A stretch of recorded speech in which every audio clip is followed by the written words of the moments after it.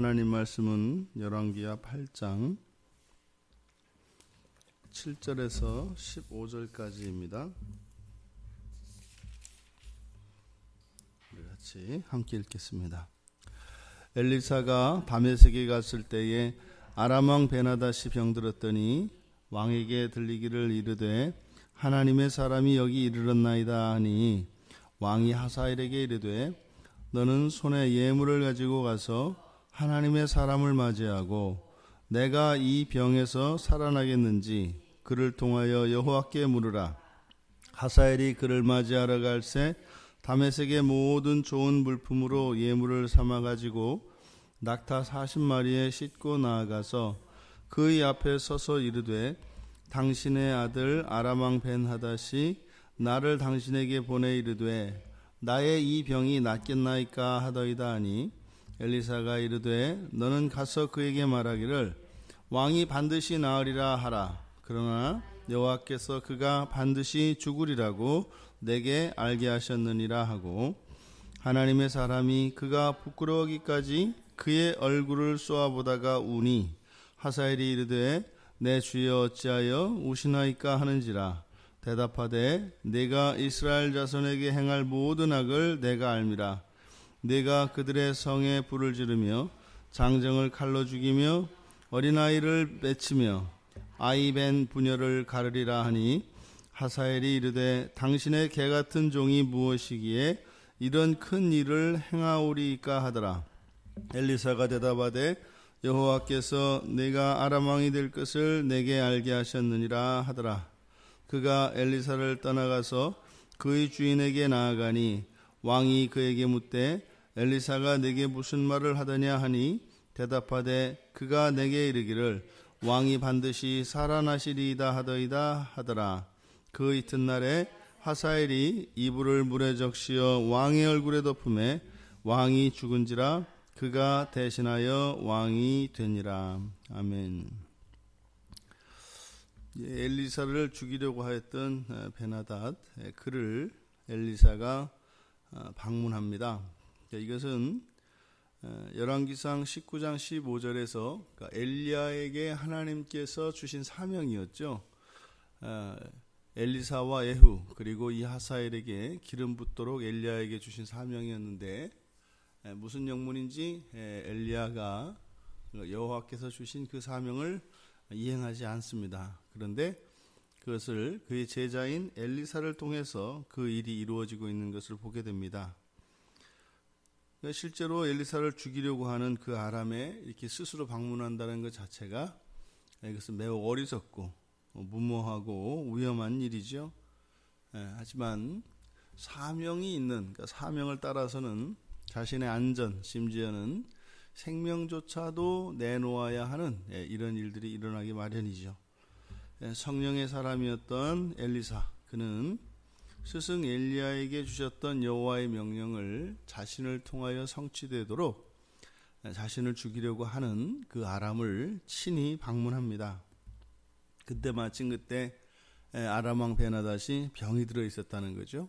그에게 엘리사가 하나님의 사람 엘리사가 방문했다는 소식을 들었고 과거에는 그토록 자신의 공격을 무산시키고 오히려 자신의 군대를 패퇴시켰던 그 엘리사였지만 지금은 병들어 있는 베나닷에게 있어서 엘리사가 가지고 있는, 즉 엘리사를 통하여 일하시는 여호와의 능력이 지금은 병들어 있는 베나닷에게 필요한 거죠.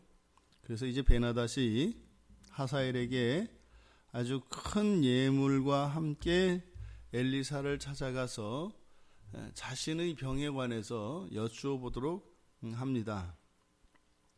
그런데 이때 이 대목에서 이 베나닷의 그 태도가 운명론에 있었다, 운명론에 빠져 있었다라고 하는 것을 알 수 있습니다.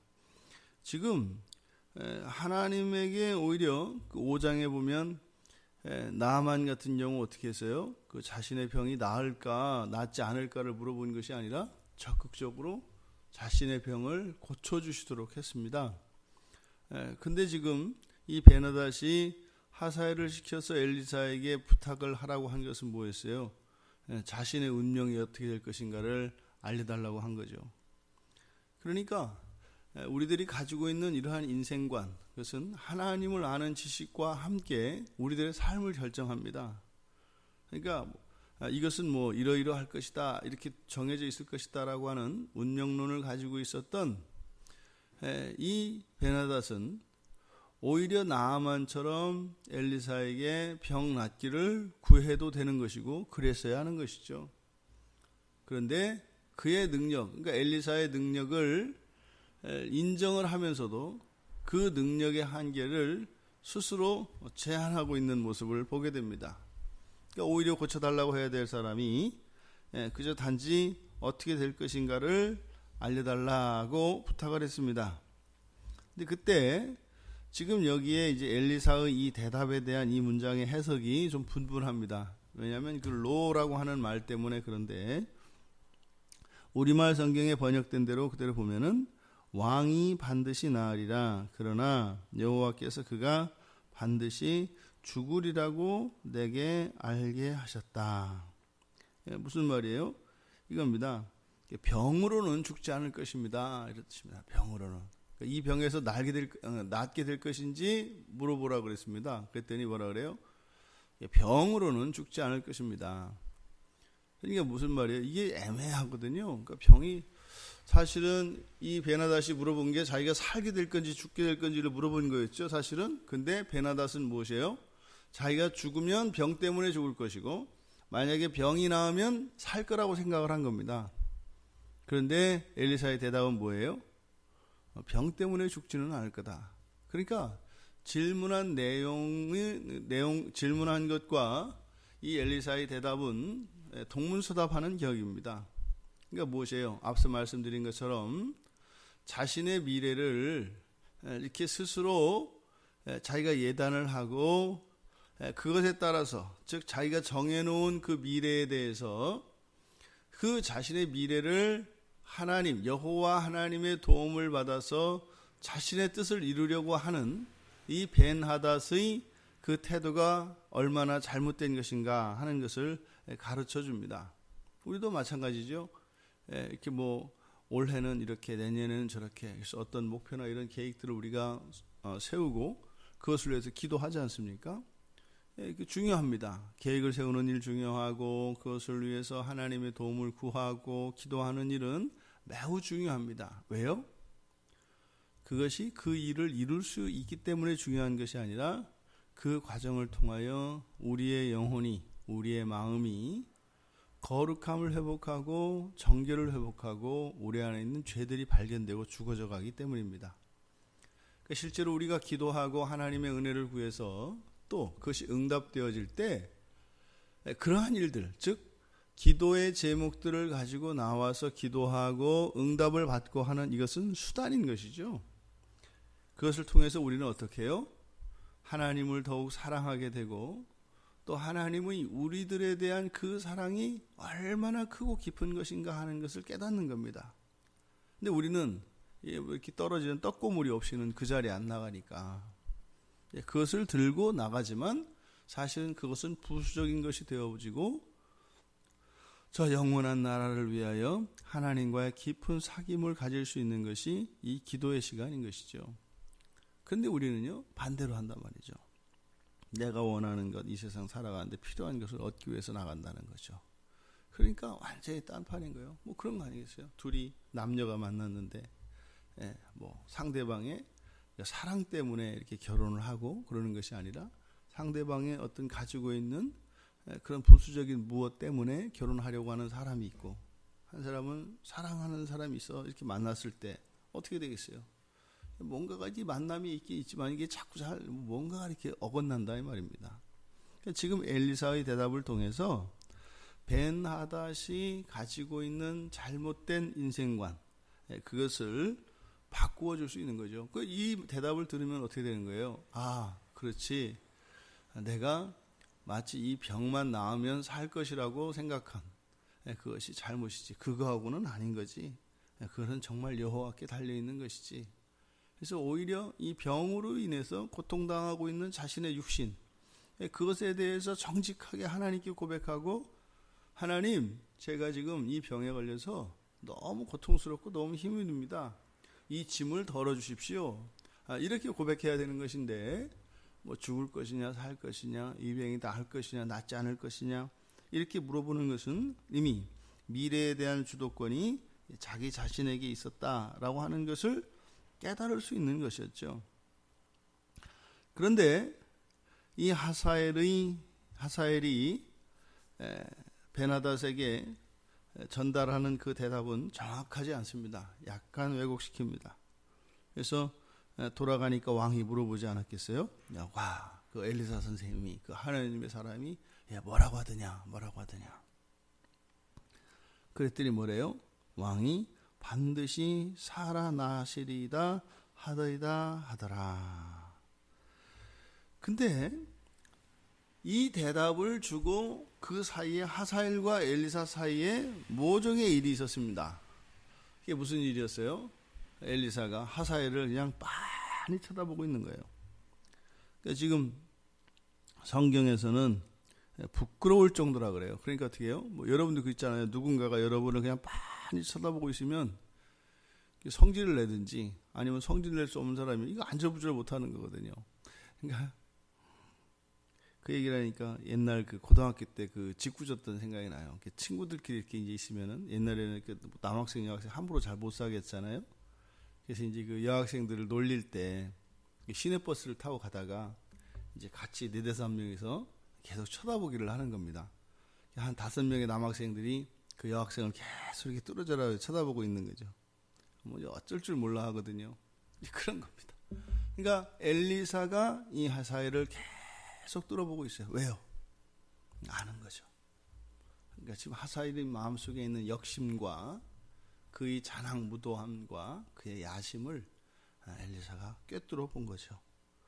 그랬더니 그 이야기를 하니까 뭐라고 해요? 개 같은, 스스로를 뭐라고 합니까? 13절에서 개 같은 종이 무엇이기에. 그리고 사실 엘리사가 앞에서 이야기한 내용과 하사엘의 대답을 보면 참 가관입니다. 앞에서 끔찍한 일들이거든요. 엘리사는 이스라엘 사람이에요. 그 이스라엘 사람인 엘리사가 어떻게 해요? 네가 이스라엘의 이 성을 불지르고 칼로 사람들을 죽이고 어린아이들을 맺히고 아이벤 부녀를 가를 거다. 그랬더니 이 하사엘이 개 같은 종이 무엇이기에 이런 큰 일을 행하오리까. 개 같은 종은 뭐고 큰 일은 뭐냐 이 말이죠. 지금 이 하사엘이 사실은 자신의 마음속에 있었던 것을 들켰다고 봐야 됩니다. 이 개 같은 종이라고 하는 표현은 자신을 낮추는 표현이기도 하고, 또 이때 고대에서는 자신보다 높은 사람들, 신분이 높은 사람에게 자신을 표현하는 방식이었다고 합니다. 그런데 이 개 같은 종이라고 한 이 말이 나중에 그대로 자기 자신이 그 말을 참되게 하죠. 이 개 같은 종이라고 하는 것은 그런 겁니다. 나는 문벌도 없고 뭐 줄도 없고 백도 없고 가진 것도 없고 아무것도 없습니다. 뭐 이런 의미이죠. 그런데 또 이 개 같은이라고 하는 말은 뭐예요? 성경에서도 고대에서도 이것은 굉장히 욕이라고 말씀을 드렸습니다. 왜요? 근본을 모르고 도리를 모릅니다. 그리고 이 개라고 하는 동물은 무엇이에요? 이렇게 충성스럽다고 하는데 그 본성상 그냥 충성스러운 것이고, 밥만 주면은 그냥 무조건 충성스러워요. 그냥 오직 한 주인에게만 이렇게 충성하는 게 아니라, 진돗개가 그랬죠. 진돗개는 어려서 이렇게 해서 딱 주인으로 이렇게 관계가 맺어지지 않으면 커서는 안 된다고 그러더라고요. 그러니까 이렇게 한 주인만을 섬기는 그런 충성스러움이 아니에요. 그러니까 마치 개가 가지고 있는 이런 충성스러움은 노예적 충성스러움이죠. 그저 누구든지 주인이 바뀌면은 이 줄을 잡고 있으면 그 주인에게 충성하는 이런 거죠. 그러니까 이런 충직함과 지조가 없어요.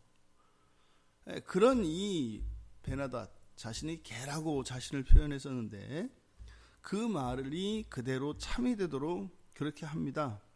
왜요? 실제로 엘리사가 말하였던 그 말을 그대로 하게 되거든요. 더 나아가서 돌아가서 바로 벤하닷을 죽이는, 반역을 하는 그 일이 일어납니다. 지금 이 하사엘에게 엘리사를 통하여 들려진 여호와 하나님의 계시, 그것은 그로 하여금 거사를 꾸미게 합니다. 그러니까요, 하나님의 말씀이 들려져야 합니다. 아는 거 중요하죠. 그런데 하나님의 말씀이 들려졌을 때 일어나는 반응은 두 가지입니다. 하나는 그 하나님의 말씀을 듣고 하나님의 뜻을 알아 하나님의 뜻대로 살아가는 것이 있겠고, 또 하나는 하나님의 그 뜻이 전하여졌을 때, 하나님의 계시가 주어졌을 때 그것에 맞추어서 자신의 뜻을 이루는 방식과 시간을 변화시키는 겁니다. 무슨 말인가 하면, 지금 하사엘은 이 벤하닷이 죽을 것이다 라고 하는 엘리사의 예언을 들었잖아요. 그러니까 어떻게 해요? 죽일 때 부담이 없었다는 거예요. 어차피 죽을 거니까. 여호와 하나님이 죽기로 했으니 너는, 그러니까 이미 여호와 하나님께서 이 벤하닷이 죽을 것이라고 말씀을 하셨기 때문에 그냥 내가 단지 조금 시간을 앞당겨서 이렇게 한다 하더라도 이것이 뭐 죄가 될 게 있느냐, 말도 안 되는 이런 생각을 한다 이 말이에요. 만약에 조금 더 이 벤하닷이 지혜로웠다면 어떻게 했겠어요? 벤하닷은 곧 죽을 거라 그랬잖아요. 지극정성으로 섬기지 않겠어요? 왜요? 그렇게 해도 여호와의 말씀이 성취되어질 것이니까요. 그리고 실제로 이 벤하닷은, 엘리사가 여기를 왜 왔다고요? 바로 이 하사엘에게 기름 붓기 위해서 아람 왕으로 하나님께서 세우시기로 했다 이 말입니다. 그러니까 스스로 이렇게 악을 저지르지 않는다 할지라도 그는 아람의 왕이 될 것이다. 그리고 벤하닷도 죽을 것이다. 그런데 이불에 물을 죽여서 왕이 잠든 사이에 질식시켜서 죽입니다. 정말 이 하나님의 말씀을 듣고 심지어 왕을 죽이려고 하는 그런 음모를 가지고 있었다 할지라도 그것을 내려놓고 바꾸어서 오히려 하나님의 뜻을 따라갔다면 그 벤하닷의 운명은 바뀌었을 것입니다.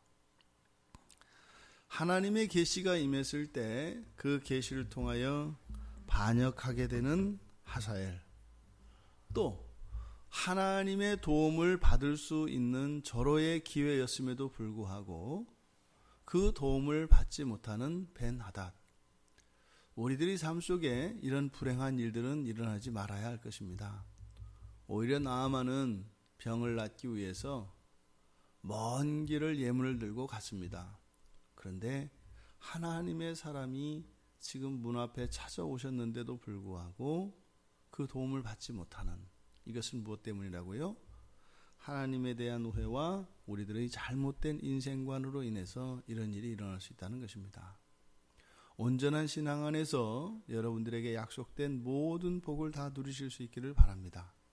또 하나님의 말씀을 우리들이 깨닫고 알게 되었을 때 그것으로 우리의 뜻을 이루어가는 사람들이 아니라 하나님의 뜻을 이루어가는, 나를 바꾸어 하나님의 뜻을 이루는 그런 우리들이 될 수 있기를 주님의 이름으로 축원합니다. 하나님 아버지, 하나님의 사람이 하나님의 사람을 통해서 하나님의 말씀이 들려질 때에 그 말씀의 권능과 그 말씀의 약속들이 저희들의 삶 속에 일어날 수 있도록 도와주시옵소서. 하나님의 말씀이 임했음에도 불구하고 그것을 누리지 못하고 말씀에 순종하는 것이 아니라 오히려 죄의 길로 들어섰던 두 사람의 이야기를 저희들이 살펴보았습니다.